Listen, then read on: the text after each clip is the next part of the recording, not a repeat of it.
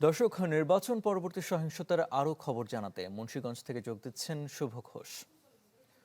শুভ, নির্বাচন পরবর্তী পরিস্থিতির বর্তমান অবস্থা জানাবেন।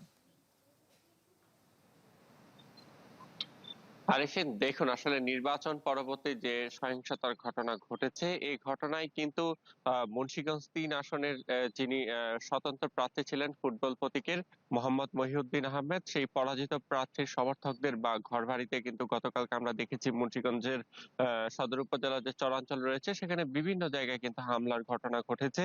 এবং আলাদা কয়েকটি ঘটনায় কিন্তু একটি ঘটনাতে মুন্সিগঞ্জ সদরের যে আধারা ইউনিয়ন রয়েছে,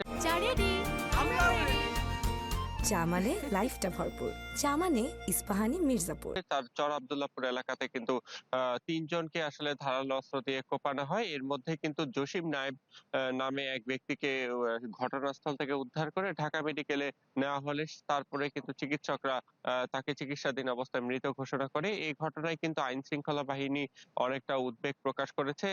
মুন্সিগঞ্জ পুলিশ সুপার বেনাজুল আলমের সাথে আমাদের কথা হয়েছে। তিনি বলছেন যে এই ঘটনার পরে কিন্তু তারা ঘটনাস্থলে অতিরিক্ত পুলিশ মোতায়েন করেছে এবং এই ঘটনার সাথে যারা জড়িত সিসিটিভি ফুটেজ সহ অন্যান্য তথ্য প্রযুক্তি ব্যবহার করে তাদেরকে আইনের আওতায় আনার একটি চেষ্টা চলছে। এই ঘটনায় যিনি মারা গেছেন জসিম নায়েব, তার স্বজনদের সাথে আমার কথা হয়েছে। তারা জানিয়েছে মুন্সিগঞ্জ ৩ আসনের যিনি বিএনপি মনোনীত ধানের শীষ প্রতীকের বিজয়ী প্রার্থী মোহাম্মদ কামরুজ্জামান রতন, তার কর্মী সমর্থকরা কিন্তু আসলে গতকালকে এই স্বতন্ত্র পরাজিত প্রার্থীর যে সমর্থক রয়েছে তাদের উপরে আসলে হামলা চালায়।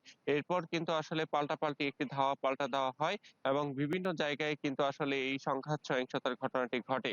এবং এই যে ঘটনাটি ঘটেছে, এই ঘটনায় কিন্তু গতকালকে আমরা দেখেছি যে ঢাকা বিশ্ববিদ্যালয়ের শিক্ষার্থীরা কিন্তু গভীর রাতে এটি নিয়ে আসলে প্রতিবাদ জানিয়েছে। তারা বিক্ষোভ মিছিল করেছে এবং এই ঘটনার সাথে যারাই জড়িত তাদেরকে দ্রুত আটক করে আইনের আওতায় নিয়ে আসার একটি দাবি তারা জানিয়েছে। এবং এই ঘটনায় জসিম নায়েব যিনি মারা গেছে, তার আরেক ভাই সহ কিন্তু তার বাবা আসলে গুরুতর আহত হয়ে এখন হাসপাতালে চিকিৎসাধীন রয়েছে।